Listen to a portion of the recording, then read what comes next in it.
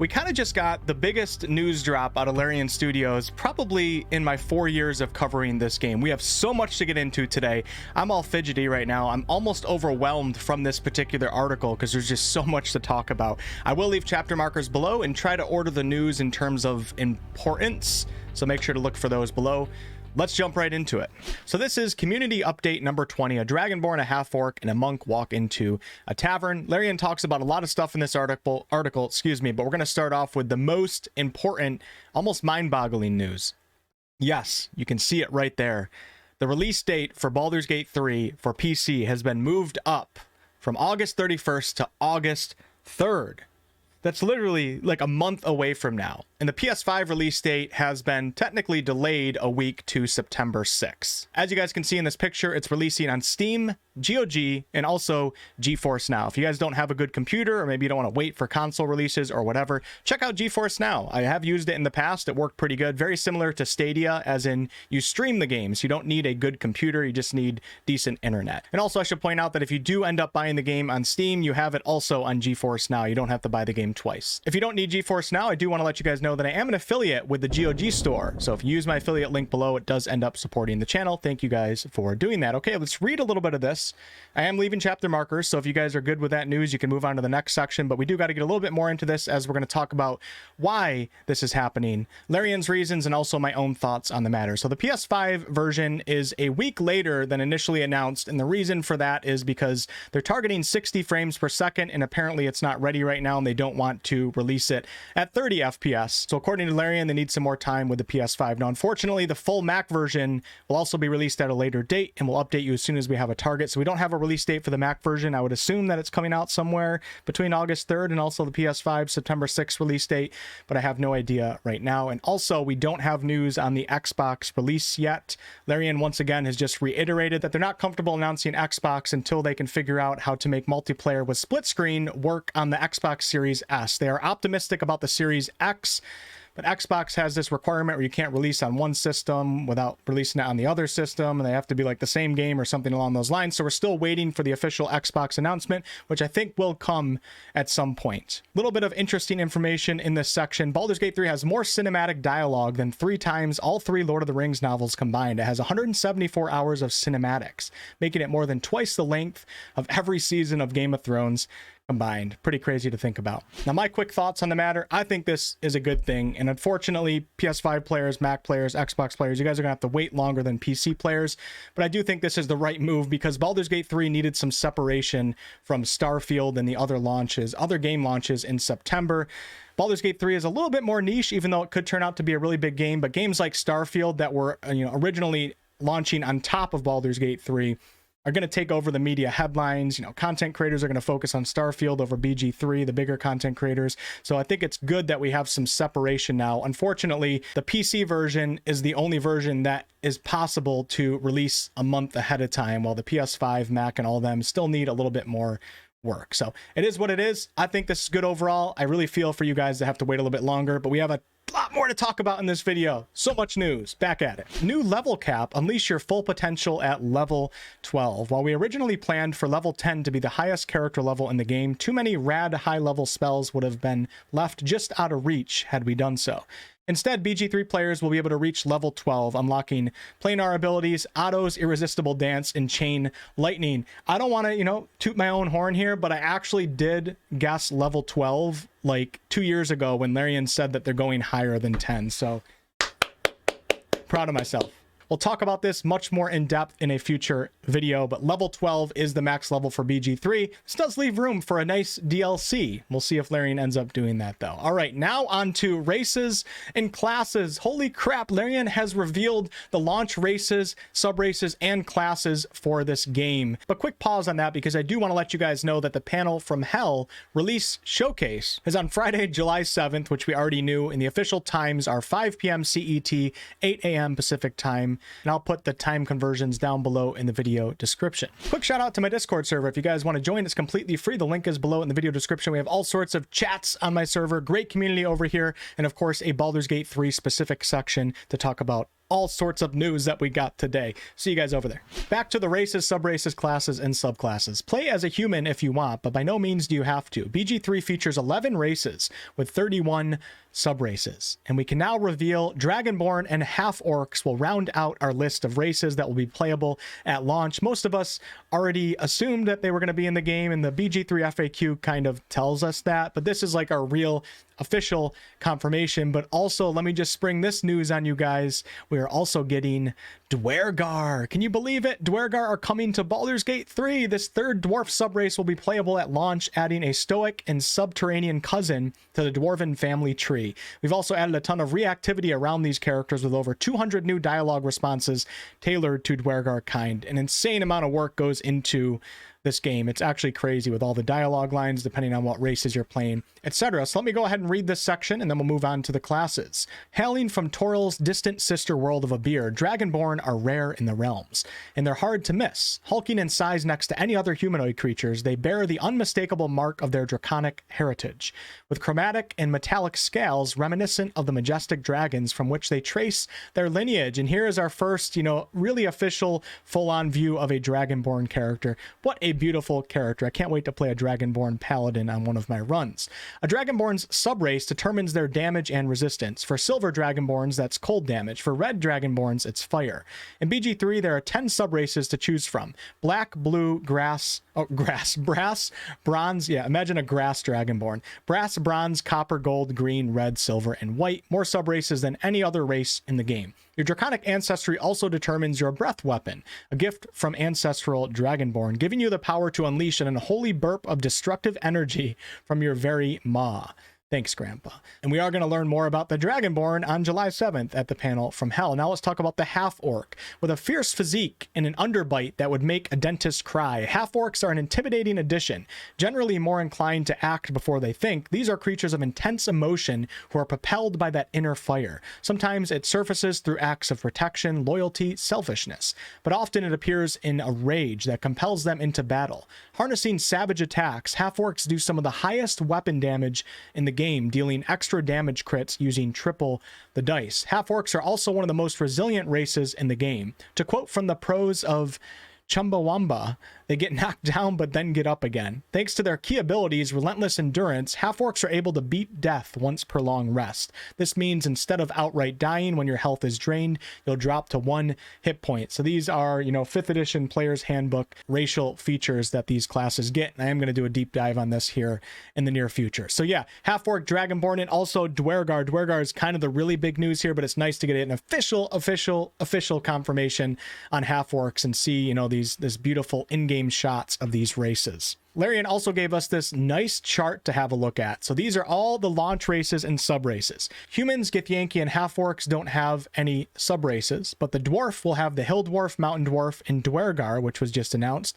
The Elf will have the High Elf and Wood Elf. The Drow has the Seldarine Drow and the Lolth Drow. The Tieflings have the Asmodeus or Asmodeus Tiefling, Mephistopheles Tiefling, and also the Zariel Tiefling. Halflings have the Lightfoot Halfling, Strongheart Halfling. Half-Elves have the Wood Half-Elf, High Half-Elf, and Drow Half-Elf.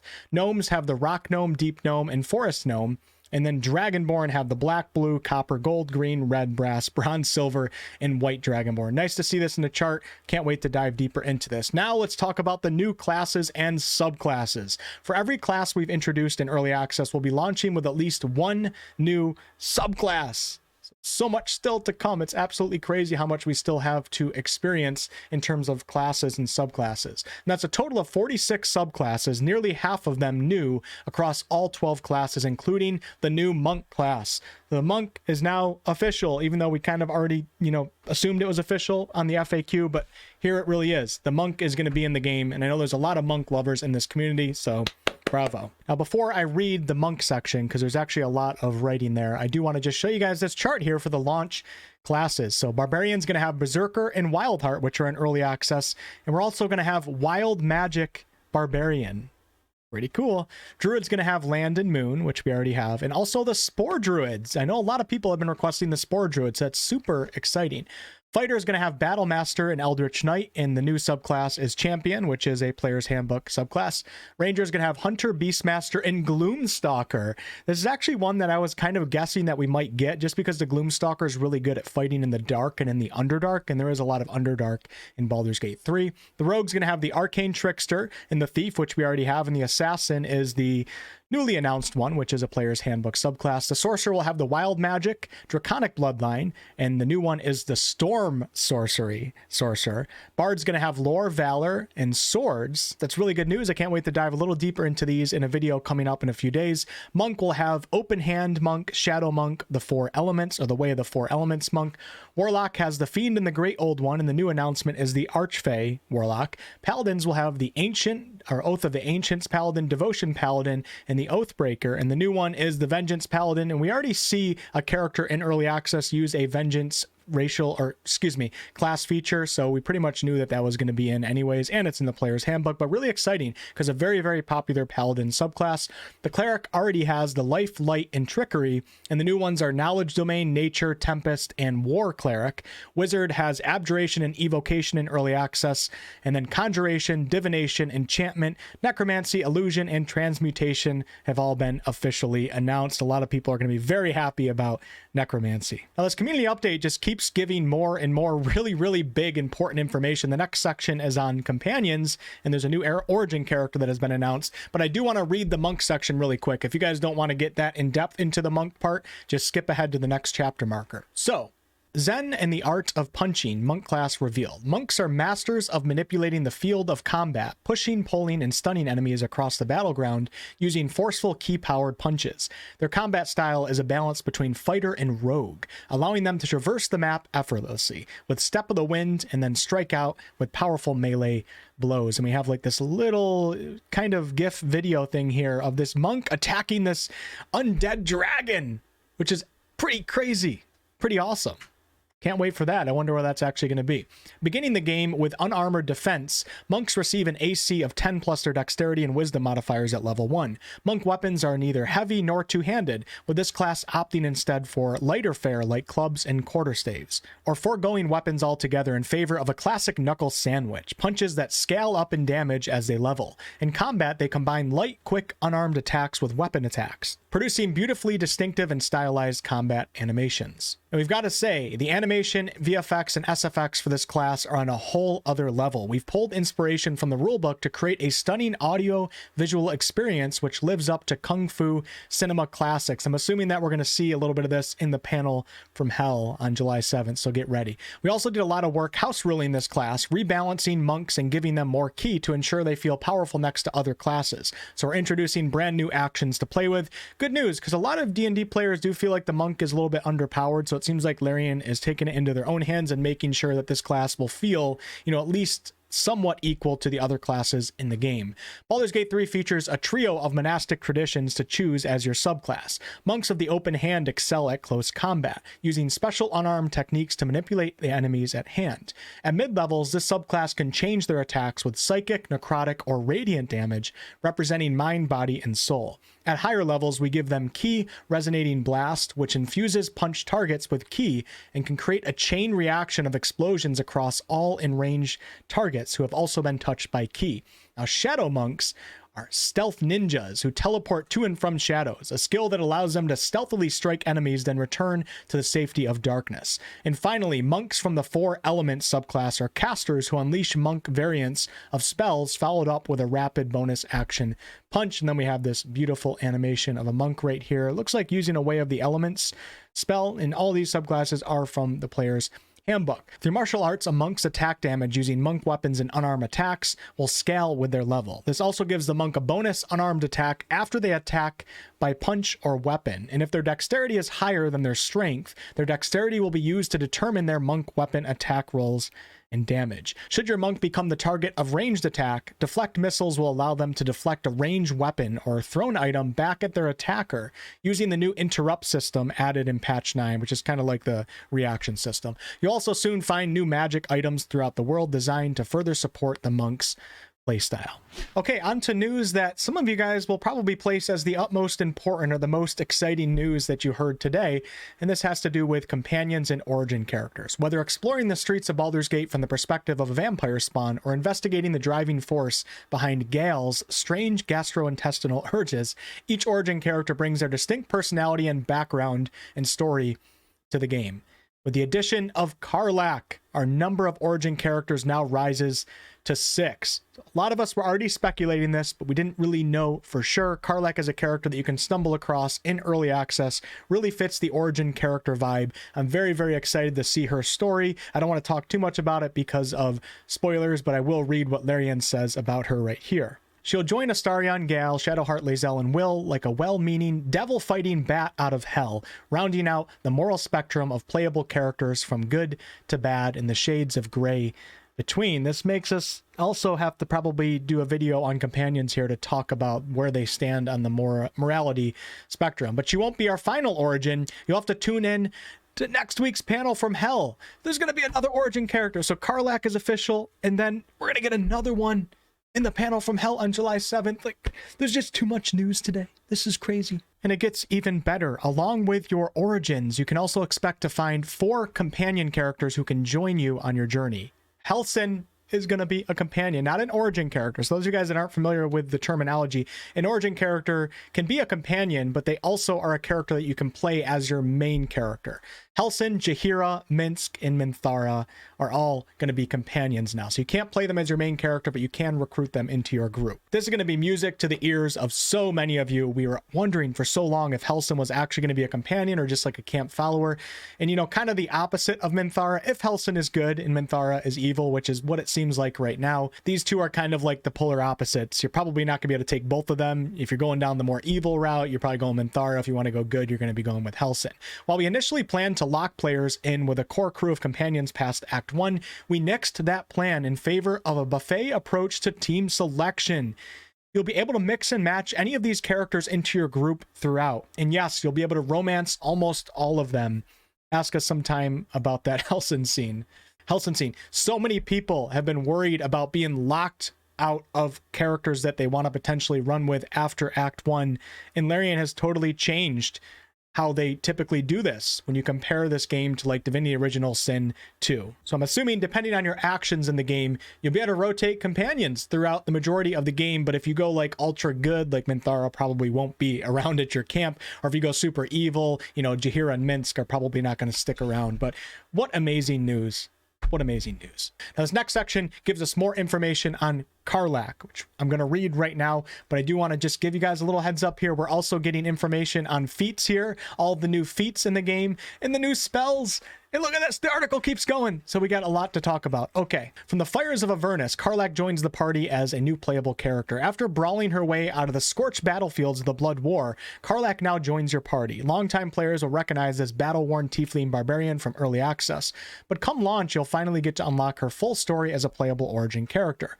Karlach's battle history is written across her body in scars, the indelible marks of a legendary warrior with unyielding resilience. After finally escaping from this endless war between devils and demons, and that is, of course, the ongoing Blood War, she is determined to live life to the fullest, or at least as much as she can, given the unholy machine pumping hellish fire through her veins. This little present from the archdevil she served makes her a beast in battle, but if she gets too worked up, she'll destroy anything she touches, including you. In the words of Sarah Bayless, in a 2023 setting, Karlach would roll in on a Harley with shades and a cigar between her teeth blaring Sabbath, a diesel-soaked dynamo with a heart of gold. She seeks justice for the oppressed, camaraderie, and revenge on the bastard who sold her to hell. So we got a little bit of her backstory right there. If I had to pin an alignment on Karlach right now, my speculation would be that she's probably a chaotic good character.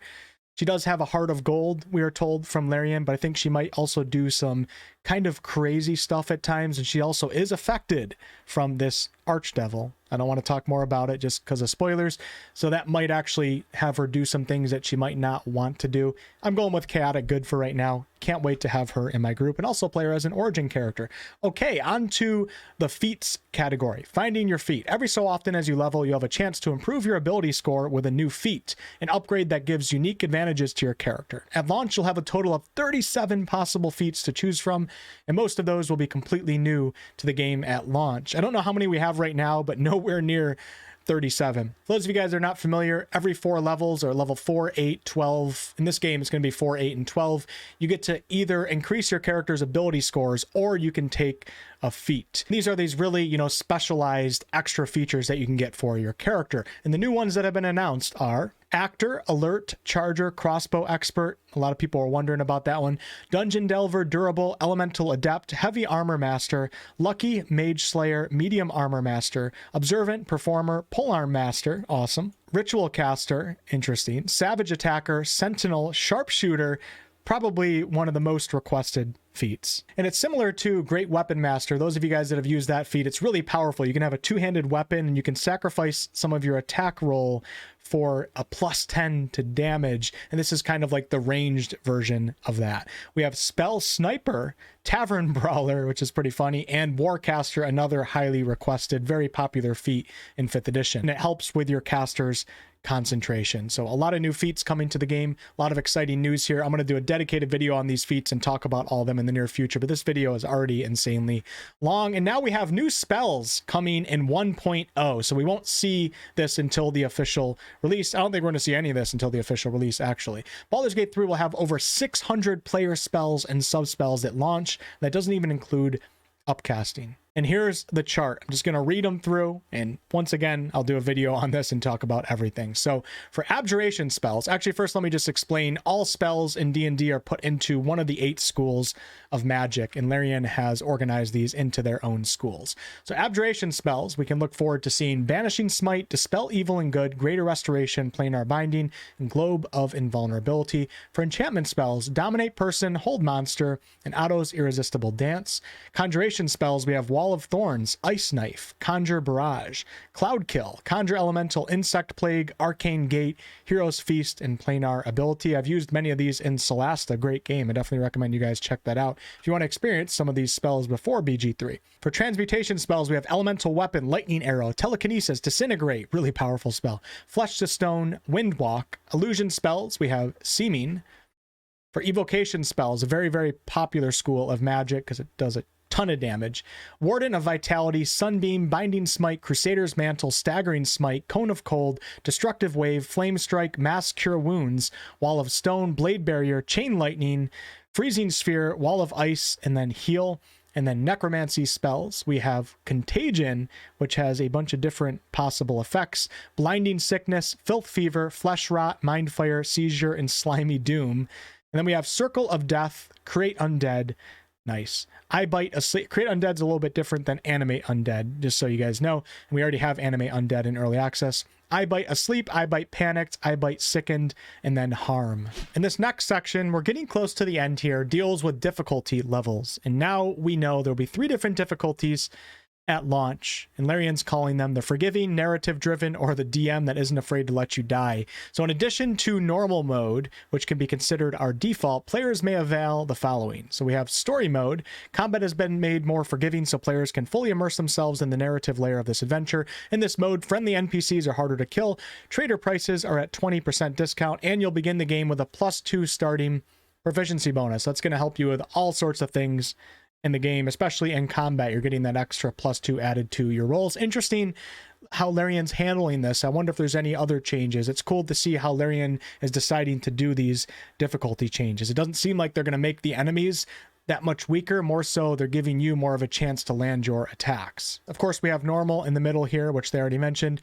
and then hardcore mode is where you test your mettle. In this mode, enemy lethality is cranked up to brutal, ensuring that enemy AI are stronger. Will prioritize squishier targets with low AC. That's a really big thing right there. So if you play on hardcore mode, positioning is going to be key, especially for your, really powerful squishier targets, such as your sorcerers and your mages and classes like that, and will seize opportunities to go in for the kill. Additionally, many adjustments have been made to the fights themselves, specifically for hardcore mode, with certain enemies receiving additional support through reinforcement spells or consumable items. Can't wait to try out hardcore mode. It's going to be a blast. And finally, on to the last part of the video, starting off with BG3 launching in 13 subtitled languages: English, French, German, Polish, Russian, Simplified Chinese, Traditional Chinese, Spanish, Latin America, Turkish, Portuguese, Brazil, Italian, and Ukrainian. Always great to hear, especially considering that BG3 has a script of roughly 2 million words in length.